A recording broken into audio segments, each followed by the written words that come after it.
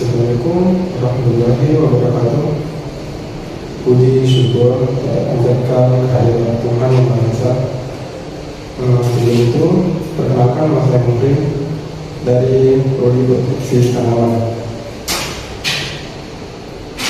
Di sini di video kali ini saya akan membahas sedikit tentang pembuatan bioherbisida berbahan dari ekstrak 3 jenis gulma yang berbeda-beda. Praktikum ini dilakukan di kawasan greenhouse Universitas Ihsan Sudirman. Saya langsung saja. Untuk alat tambahan yang digunakan pada praktikum ini, untuk alat kita menggunakan mortar, palu, gelas takar, kain penyaring, pisau, timbangan, baskom, botol bekas sebanyak 3, alat penyemprot, tali rafia, bambu, alat pengukur atau penggaris, HP atau kamera, dan talenan. Untuk bahan yang digunakan, yang pertama itu menggunakan dari daun kirim atau Chromolena odorata. Untuk bahan kedua dari daun bayamuri atau Amaranthus stenosus. Untuk yang ketiga dari daun rumput teki atau Cyperus rotundus. Dan untuk bahan lainnya seperti air AC dibutuhkan sebanyak 1.500 ml. Langkah-langkah dalam pembuatan bioherbisida dari ekstrak 3 jenis gulma. Langkah pertama yaitu memotong daun gulma menjadi kecil agar lebih memudahkan dalam penghalusan bahan nantinya. Kemudian masukkan potongan tersebut ke dalam mortar untuk dilakukan penghalusan. Langkah kedua, sediakan gelas tata dan air AC. Lalu tuangkan air AC ke dalam gelas sebanyak 500 ml untuk setiap jenis gulma yang digunakan. 3. Tuangkan air AC dan masukkan daun gulma yang telah dihaluskan sebelumnya. Kemudian peras gulma sampai ekstraknya keluar dan melakukan langkah-langkah tersebut secara berulang agar ekstrak gulmanya keluar secara maksimal. Langkah keempat, ambil kain penyaring, letakkan di atas gelas takar, gunanya agar ampas dari ekstraknya tidak ikut. Pertanyaannya, kenapa harus disaring? Karena agar saat pengaplikasian alat yang digunakan atau alat penyemprot yang digunakan tidak mengalami penyumbatan. Langkah kelima, peras semua bahan sampai semua airnya keluar, lalu pindahkan ke botol yang sudah disediakan, dan lakukan hal yang sama kepada semua bahan tersebut. Tapi perlu diingat, bersihkan kembali peralatan sebelum melakukan kepada bahan yang lain agar ekstraknya tidak tercampur dengan yang lainnya. Untuk langkah selanjutnya yaitu membuat pot dengan ukuran 1 kali 1 meter sebanyak 8 blok. Dan untuk 4 blok dilakukan penyiangan dan 4 blok lainnya tidak dilakukan penyiangan. Langkah selanjutnya mengaplikasikan ekstrak 3 jenis gulma tersebut dan menyediakan alat semprot dan gelas takar. Lalu untuk dosisnya itu kita menggunakan 1:10. Jadi dibutuhkan 100 ml ekstrak gulma campur dengan air pengencer sebanyak 1000 ml atau 1 liter. Langkah ketiga, lalu setelah selesai mengencerkan ekstrak tersebut, semprot ke blok yang sudah dibuat. Penyemprotan ini dilakukan di dua blok yang berbeda. Satu di blok yang sudah dilakukan penyiangan dan yang satunya dilakukan di lot yang tidak dilakukan kenyangan. Jadi untuk 1 liter ekstrak gulma disemprotkan masing-masing di setiap lotnya itu 500 ml untuk 1 lotnya. Penyemprotan dilakukan hanya 1 kali, lalu dilakukan pengamatan. Untuk pengamatan pertama itu 3 hari setelah penyemprotan. Untuk pengamatan kedua di hari ke-7 setelah penyemprotan, dan untuk pengamatan ketiga di hari ke-10 untuk, dan yang terakhir atau pengamatan keempat dilakukan di hari ke-14.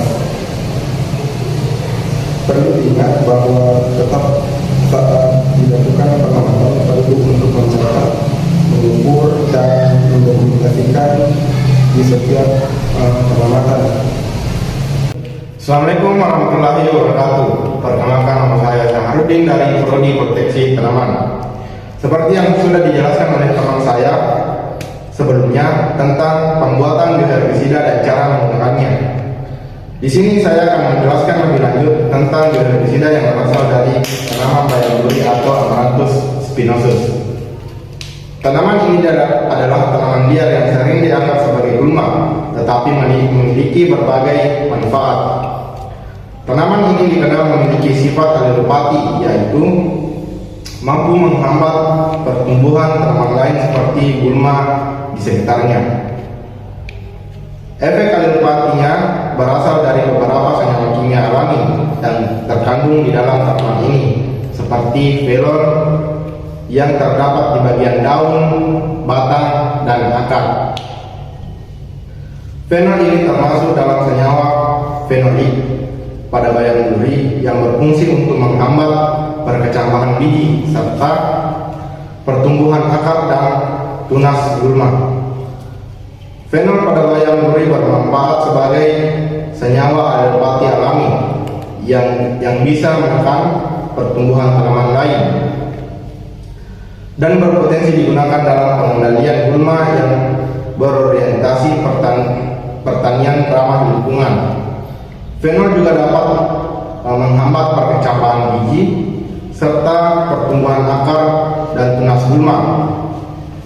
Fenol ini juga memiliki potensi untuk digunakan sebagai herbisida nabati yang lebih ramah lingkungan dibandingkan herbisida kimia. Assalamualaikum warahmatullahi wabarakatuh. Salam sejahtera untuk kita semua. Semoga kita berikan kesehatan dan kekuatan dari Tuhan. Setelah sebelumnya teman saya Syahrudin menyampaikan tentang gulma Amaranthus spinosus atau yang sering disebut sebagai bayam duri, kini saya akan membahas tentang gulma selanjutnya, yaitu Cyperus rotundus atau orang-orang yang mengatakan rumput teki-tekian. Cyperus rotundus atau teki-tekian adalah gulma yang sering ditemukan pada lahan pertanian yang amat susah untuk dibasmi apabila sudah ada ditemukan anakannya dalam jumlah yang banyak. Maka akan susah untuk dikendalikan dikarenakan gulma ini mengandung senyawa kimia yang dapat menghambat pertumbuhan dan fisiotopi tanaman budidaya. Ciri-ciri Cyperus rotundus bisa dilihat dari daun yang meruncing dan mengkilap dengan warna hijau agak pekat, dan untuk pangkal batangnya berwarna keunguan, serta apabila dicabut umbinya berwarna coklat kehitaman. Selanjutnya, alasan kami memilih teki-tekian atau Cyperus rotundus ini untuk bahan bioherbisida dikarenakan setelah membaca artikel dan jurnal tentang gulma ini, kami menemukan bahwa gulma ini bisa digunakan sebagai bioherbisida atau pestisida alami. Untuk kandungan alelopati dari gulma Cyperus rotundus ini, untuk yang pertama ada kandungan senyawa fenoil. Senyawa fenolik ini berperan besar dalam menghambat percambahan biji dan pertumbuhan akar tanaman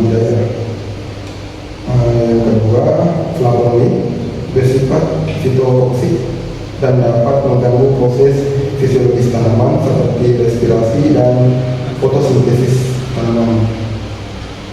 Jika terpenuhi, banyak terdapat pada umbi penyimpan berperan kuat dalam efek alepati dan daya saing gulma. Dan keempat, alkaloid terdapat dalam jumlah kecil, tetapi dapat berkontribusi pada hambatan pertumbuhan tanaman budidaya. Sebelumnya telah dijelaskan oleh teman-teman bagaimana sebenarnya pengaruh pemberian atau pengaplikasian ekstrak Amaranthus spinosus dan Cyperus rotundus terhadap pertumbuhan gulma yang ada pada lahan di sekitar greenhouse Universitas Iksan Sudiarto Harapan. Sekarang giliran saya menjelaskan pengaruh pengaplikasian atau pemberian ekstrak Chromolena odorata terhadap pertumbuhan gulma. Sebelum itu, perkenalkan, nama saya Muhammad Hairil dari Prodi Proteksi Tanaman.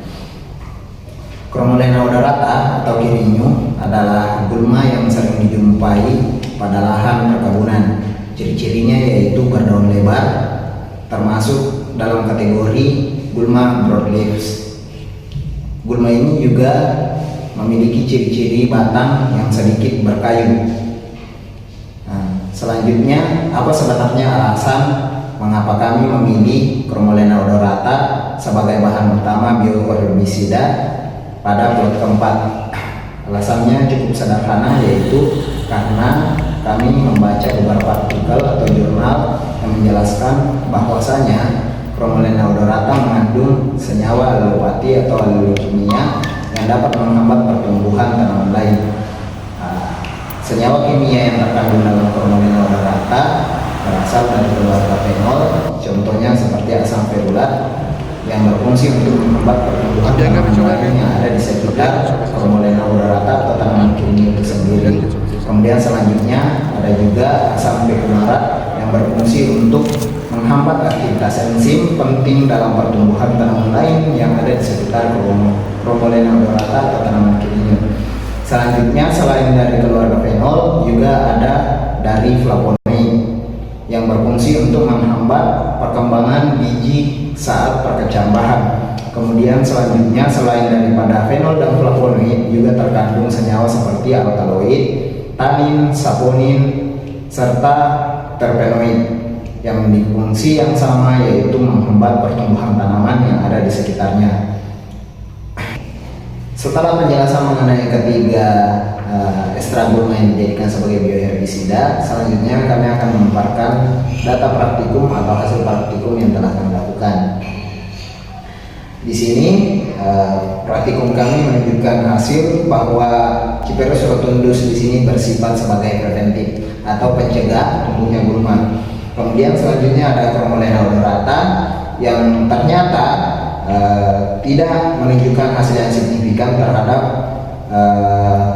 penghambat pertumbuhan gulma yang ada pada lahan.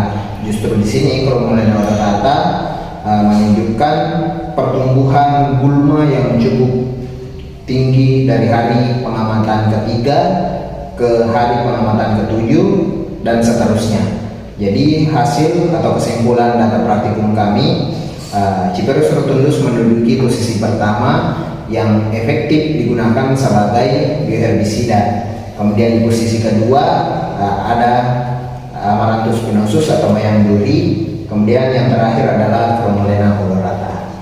Jadi jika teman-teman di rumah ingin mencoba bioherbisida alami, kami menyarankan untuk menggunakan ekstrak Cyperus rotundus.